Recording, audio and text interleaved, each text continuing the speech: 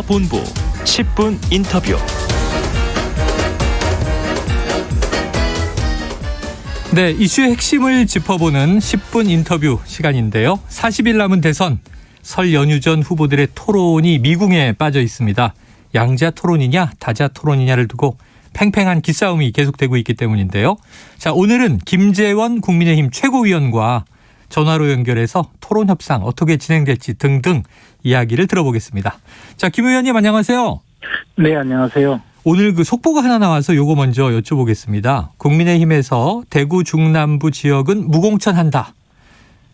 자, 의원님이 지역구 출마 계획 있으신 걸로 알고 있는데 네. 어떻게 하십니까? 뭐 약간은 당혹스러운 것은 솔직한 심정인데요. 네네. 당에서 지금 이 대장동 사건을 파헤치기 위해서 노력하고 있고 그 과정에 이재구 그 전임 곽상도 의원님께서 네.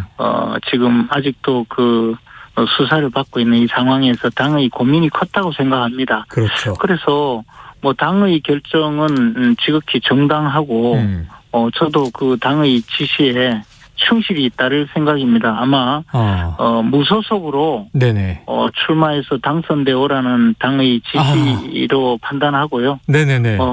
저도 뭐 적극적으로 무소속으로 나가더라도 여전히 그 지역 주민의 심판을 받고자 생각하고 있습니다. 네. 자, 그럼 당의 결정은 존중하니까 공천하지 않는다. 그럼 공천하지 않는 방식이라면 결국은 당을 떠나서 무소속으로라도 당선이 돼서 돌아오면 되지 않겠는가? 뭐 어차피 네. 당의 의사는 분명한 것이거든요. 네네네. 그리고 제가 그 최고위원으로서 또 지역에서 심판을 받고 선택을 받아야 네네. 이 지역의 대선에서도 도움이 되리라고 생각을 하고 있습니다. 아, 그래요. 지금 딱 의원이 말씀해 주신 그 전략을 엊그제 이제 요 프로그램에 이 조대원 전 당협위원장이 나와서 고양시청 당협위원장이죠.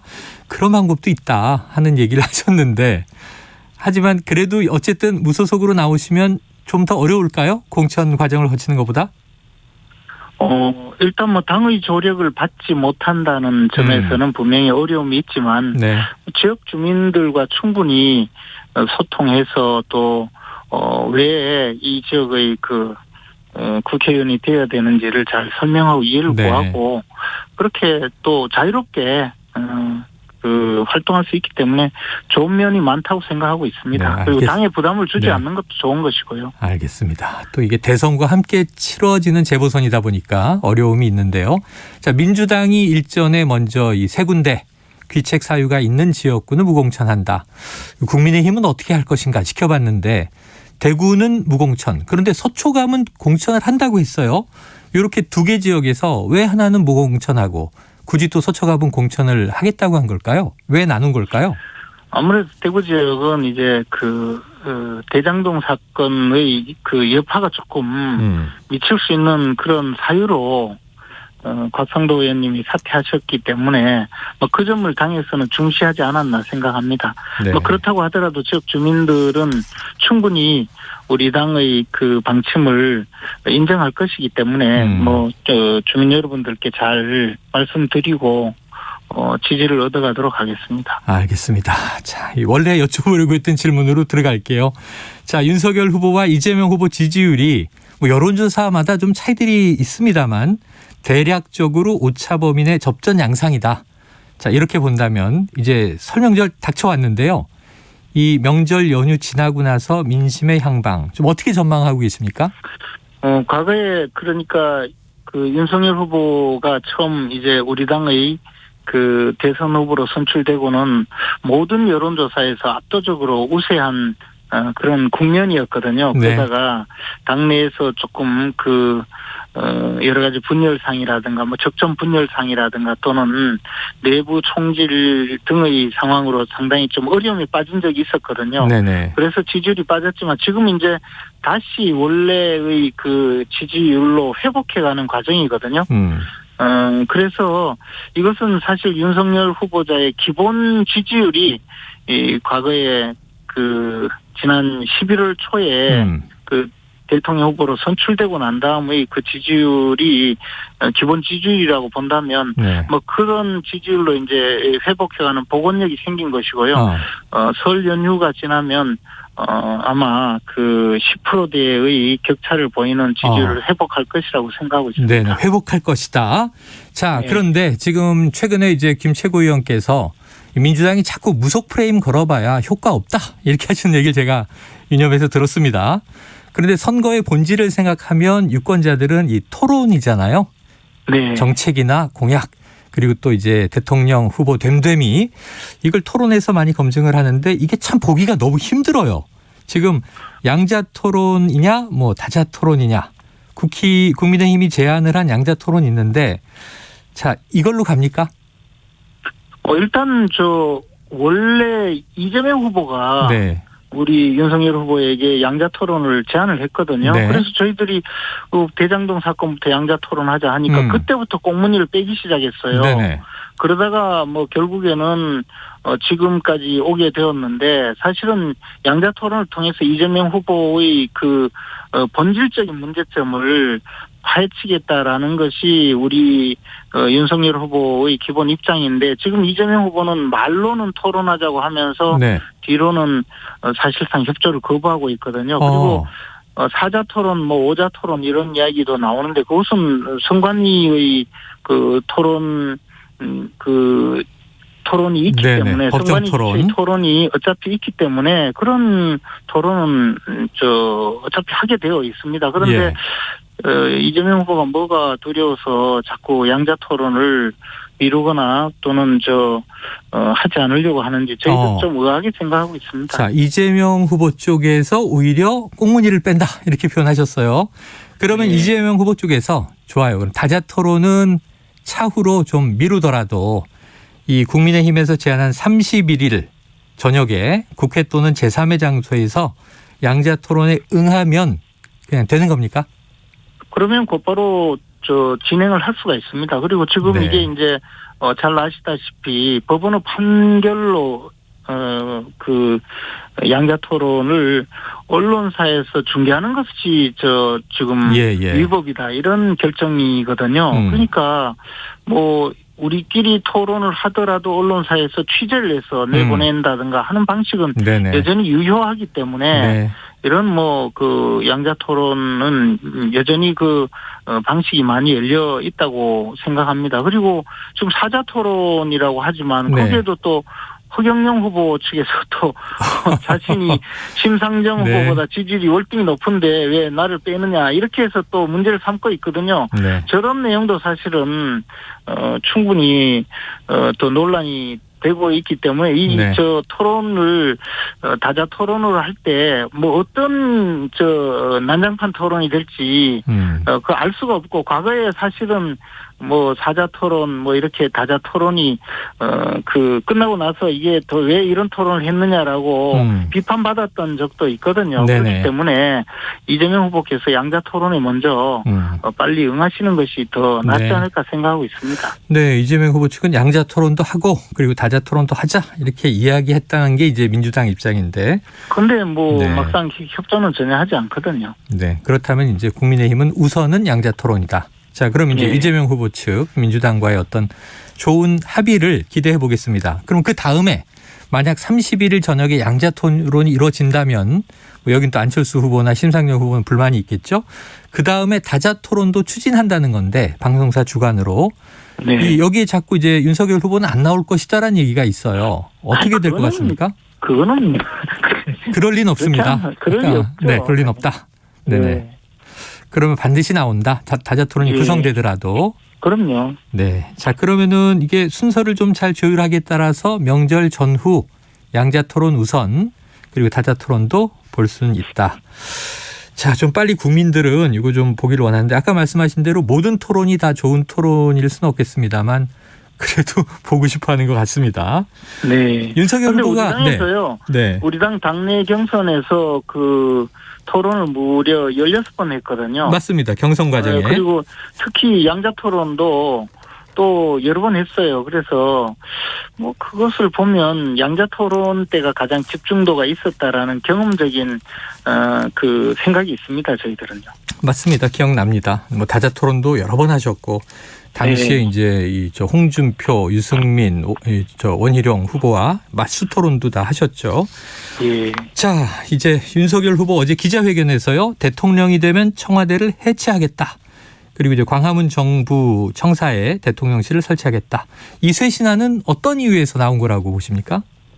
지금 그 문재인 정부 들어와서 그 정부를 표현하기를 청와대 정부라고 했거든요. 그러니까 청와대만 정부고 나머지는 전부 그 사업소나 네. 뭐 그 집행권을 위임받은 네네. 그런 기관으로 전락하고 모든 결정은 청와대가 하고 있었거든요.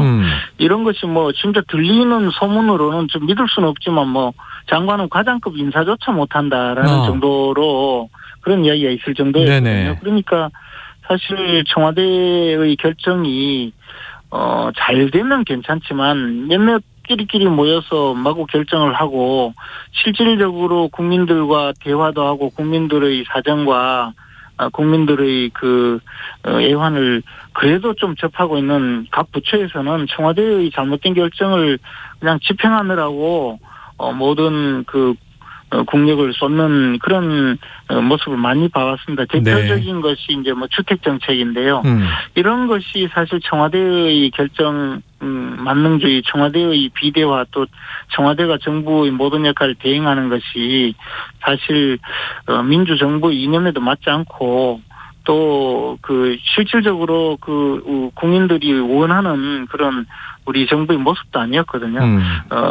윤석열 후보는 그 점에 대해서 오래전부터 지적이 많았었는데 이번 기회에 네. 청와대를 그 본연의 업무 대통령을 보좌하고 나머지 모든 행정각부에서 정부의 정책을 집행하고 결정하는 그런 본연의 모습으로 그 만들어서 민주정부의 그 모습을 제대로 갖추겠다 그런 의미로 네. 제시한 공약입니다. 알겠습니다.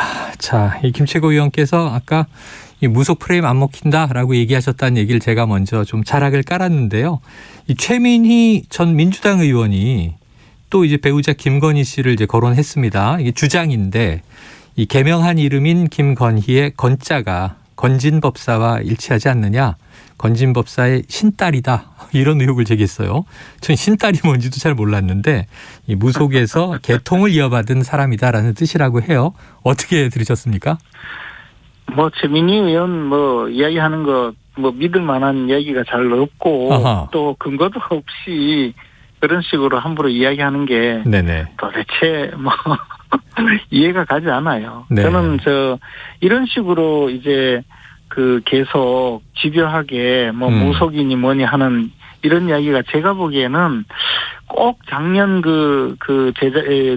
서울시장 보궐선거 때 생태탕 그 논란을 기억나네요. 가지고 끝까지 선거를 이끌어가던 민주당의 태도가 생각나는데요. 네. 민주당 사람들은 사실 좀 보면 자신들의 세계에 좀 빠져 있어요. 그래서 이런 주장을 계속하면 국민들이 믿어줄 거다. 그래서 우리가 생각하는 목적을 달성할 수 있다는 자아도취에 좀 빠져 있거든요. 그래서 네네. 뭐 마구 이야기하는 거예요. 근거 없이. 그러다가 선거가 끝나면 또 뭐 언제 그랬느냐는 듯이 아무런 또 뭐 검증도 없거든요. 네네. 예컨대 뭐 얼마 전까지만 해도 김건희 씨가 무슨 주가 조작의 전주라고 네네. 막 주장하다가 지금 아무 소리 안 하잖아요. 윤석열 후보 보고는 뭐 고발 사주로 구속된다느니 무슨 용산 세무서장 사건에 연루가 되어 구속된다든지 온갖 소리 다 하다가 지금 조용해졌거든요. 네. 좀 왜 그러는지 모르겠는데 이게 말이 되는 이야기입니까? 한글로 건자 이름이 같다고 해서 네. 뭐 신딸이라고 그러면 대한민국의 건자 이름 가진 여성들은 전부 네. 건진이라는 분의 신딸이 되나요? 그건 뭐 도대체 이해가 안 갑니다. 알겠습니다. 이건 조금 참 난감한 어떻게 해석하기가 좀 이제 힘든 네. 대목이고요. 자, 김 의원님 과거에 불교 방송 진행자셨습니다. 라디오 방송 진행 선배신데요. 저도 재미있게 들었던 기억이 있고요. 그런데 저희가 지난 수요일 방송에서 이제 명진 스님 인터뷰를 했는데 지난주에 승려대회 있었잖아요. 네. 근데 이게 이 과거 자승 스님 때 생수 사업 관련 이권 사업을 윤석열 후보가 서울중앙지검장 시절에 무혐의 처리했던 것에 대한 보은으로 승려대회를 연 거 아니냐. 이게 이제 민주당과 아무래도 맞서는 집회였다 보니까 이런 주장은 혹시 어떻게 생각하십니까? 그건 명진 스님도 늘 좀 말씀을 그런 말씀 좀 하시는 분인데요. 네. 제가 알기로 지금 승려대회를 주도한 분이 자승 전 총무원장이다. 이런 일단 주장이고 네. 그것이 이제 자승 전 총무원장의 비리를 덮어준 데 대한 그 보훈이다. 이렇게 네네. 주장하는데요. 과연 그런 논란이 가능할지. 그럼 전국에 5천여 네. 명의 그 스님들이 모인 승려대회가 전부 자승 전 총무원장의 개인적인 욕심으로 이루어진 것이라고 이야기하는 그 모인 스님들은 어떻게 생각할지 그걸 한번 돌이켜봐야 되고요. 네네. 아니 전부 근거 없이 무조건 그냥 의혹만 제기하고 마시는데 네.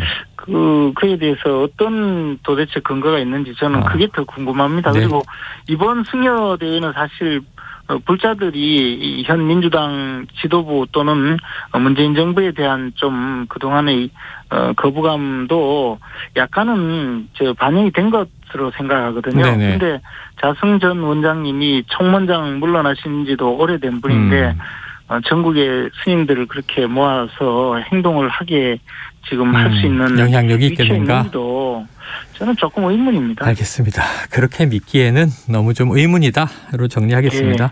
아마 최고위원님 무소속으로 출마하게 되면 저희가 또 인터뷰 요청해야 되겠네요. 아이고. 그때는 후보자로 한번 또 인터뷰를 요청드리겠습니다. 오늘 궁금한 게 너무 많은데 시간 때문에 여기서 정리할게요. 고맙습니다. 예, 고맙습니다. 예, 지금까지 김재원 국민의힘 최고위원이었습니다.